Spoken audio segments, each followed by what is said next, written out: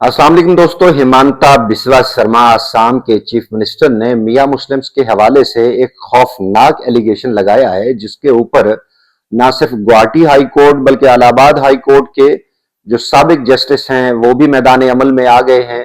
और वो कह रहे हैं कि हिमांता बिस्वा शर्मा को ना सिर्फ मुख्यमंत्री के पद से हटाया जाए बल्कि उसके खिलाफ इंडियन कॉन्स्टिट्यूशन के मुताबिक ऐसी कार्रवाई की जाए जो इंडिया के अंदर मुसलमानों के खिलाफ बढ़ते हुए तासुब, हेट्रेड और हैरेसमेंट के वाकयात को कम करे।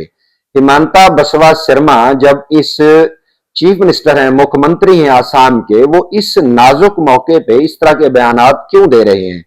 भारतीय जनता पार्टी हिमांता के ऊपर क्यों खामोशी तारे बैठी है?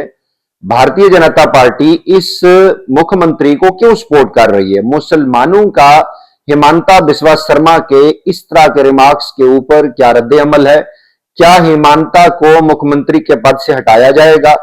क्या उसके खिलाफ इंडियन पीनल कोड के तहत कार्रवाई अमल में लाई जाएगी? उसके खिलाफ एफआईआर होगी या नहीं होगी? हिमांता बिस्वा शर्मा के खिलाफ जो कंप्लेंट लॉन्च हुई है, क्या उसको नरेंद्र दामोदर मोदी जो है उसको सेटल करने जा रहे हैं या हिमांता बिस्वा शर्मा को हटाया जाएगा? मैं डॉक्टर जाम सजाद हुसैन। चैनल को सब्सक्राइब कीजिए, लाइक किया करें, शेयर किया करें, कमेंट जरूर किया करें। आपका कमेंट इंतहाई कीमती होता है। हर दो राय जो है ना, वो जिस तरह भी कमेंट करते हैं, वो हक में करते हैं या खिलाफ करते हैं, वो बहुत कीमती होता है। हम आपसे डिस्कशन बढ़ा सकते हैं, एक टू वे कम्युनिकेशन होती है।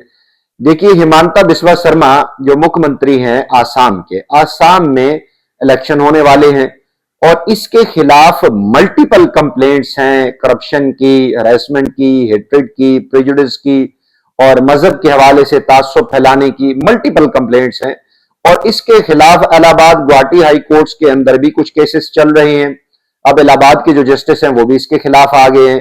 वो भी कह रहे हैं, माथुर जो है ना वो आ गए मैदान अमल में, गोविंद माथुर के। ये बंदा तो इंडियन कॉन्स्टिट्यूशन की मल्टीपल आर्टिकल्स के मुताबिक केपेबल ही नहीं है कि मुख्यमंत्री के पद पे रहे। हर्ष मंदर ने इसके खिलाफ, एक सोशल एक्टिविस्ट है, उन्होंने बाकायदा पुलिस में कंप्लेंट लॉन्च कर दी है कि ये मियां मुस्लिम के खिलाफ जिस अंदाज से ये बयानबाजी करते रहे हैं, इंडियन कॉन्स्टिट्यूशन तो इसकी इजाजत ही नहीं देता। अब देखिए इन्होंने कहा क्या है। हिमांता बिस्वा शर्मा बड़ा शार्प एंड श्रूड पॉलिटिशियन है और ये मौका देखता है, मौका देख के ये चौका लगाता है। जब इसने देखा कि अब एक इलेक्शन की मुहिम चल पड़ी है और इसको लग रहा है कि जो इसके खिलाफ मल्टीपल क्राइम्स की और ब्राइबरी की और साथ इसके जो घोटाले की काफी सारी कंप्लेंट्स हैं फीमेल के पॉइंट ऑफ व्यू से, तो जब ये देखता है कि मेरे खिलाफ महाज खड़ा हो गया है, तो ये बड़ी चालाकी के साथ जो आसाम के मियां मुस्लिम्स हैं, जो बंगाली स्पीकिंग मुस्लिम हैं, ये उनके खिलाफ कोई कंट्रोवर्शियल स्टेटमेंट दे लेता है और ताकि बीजेपी इसकी पुष्टपनाही करे।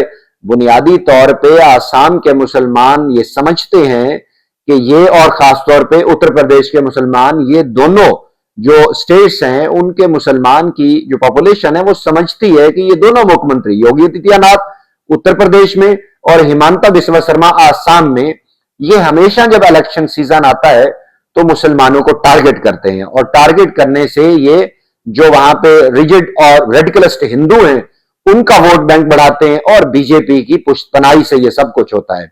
Yogi Adityanath to some extent वो इससे ज्यादा स्मार्ट हैं।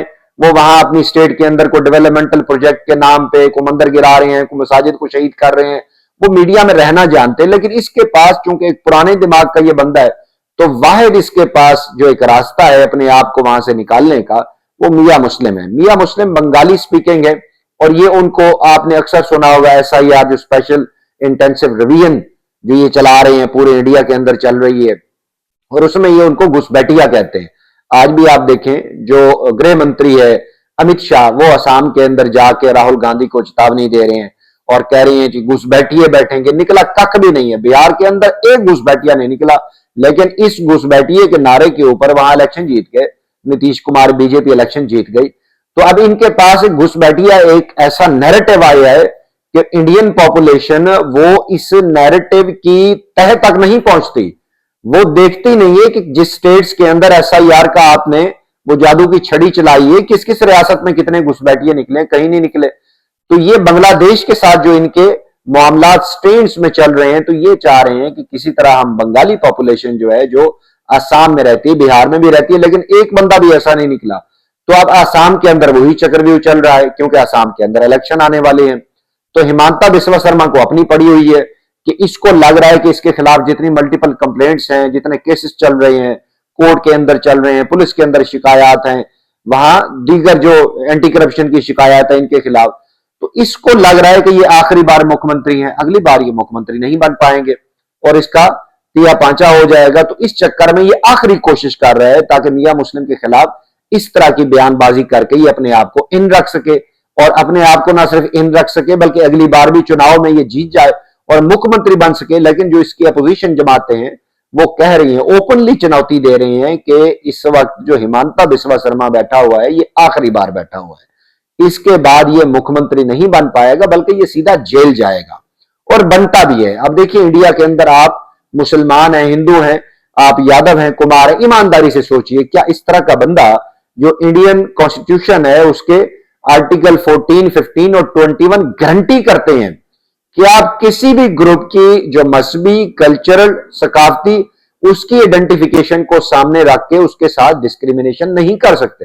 ये तो इंडियन कॉन्स्टिट्यूशन के आर्टिकल हैं, तीनों आर्टिकल ये गारंटी देते हैं, 14, 15 और 21।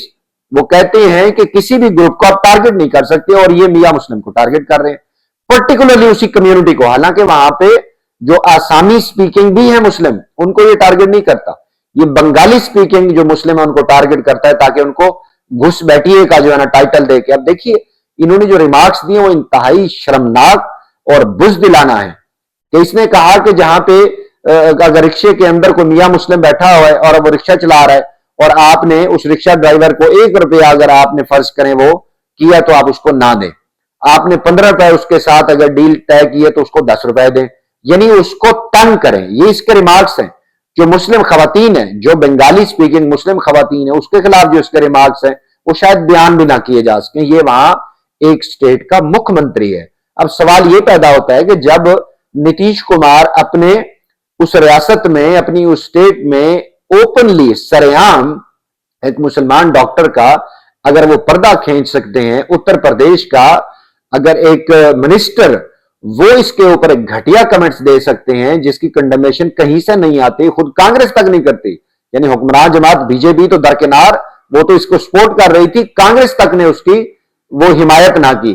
तो अब जब कांग्रेस तक, यानी सारे ही आप मुकमुका किया हुआ है कि वहां पे जो कम्युनिटीज हैं, जो माइनॉरिटीज हैं, वो मुस्लिम है, वो क्रिश्चियंस हैं, वो यादव हैं, वो कुमार हैं, तो आपने अगर उनके साथ ये तय कर लिए कि आप उनको हटाएंगे और यहां पे हिंदुत्व का राज लाएंगे, हिंदू स्वराज, तो ऐसा हो नहीं पाएगा, क्योंकि भारत या इंडिया वो सेक्युलर स्टेट के दम पे खड़ा है, और जिस दिन सेक्युलरिज्म आपने उसकी रूह से निकाल ली तो उस दिन ये धड़ाम से गिरेगा। तो जस्टिस काटजू की स्टेटमेंट मुझे अगेन याद आती है, जिस तरह उन्होंने कहा था कि नरेंद्र दामोदर दास मोदी की सरबराही में जितना इंडिया को नुकसान हुआ इतना किसी मुख्यमंत्री या प्रधानमंत्री के उस दौर में नहीं हुआ। तो वो कहता है मुझे लगता है कि इंडिया 15 स्टेट्स में डिवाइड हो जाएगा, और जब तक हिमांता बिस्वा शर्मा जैसे मुख्यमंत्री बैठे हैं, योगी आदित्यनाथ जैसे, देवेंद्र फडणवीस जैसे मुख्यमंत्री बैठे हुए हैं, तो मुझे भी उस जस्टिस काटजू की स्टेटमेंट के ऊपर ये एकान की हद तक ये यकीन है कि इंडिया के इस तरह के रेड लिस्ट हिंदू, इस तरह के रेड लिस्ट जो रूलर हैं, उनके मातहत अगर इंडिया चल रहा है तो उसके 15 नहीं शायद 30 टुकड़े हों।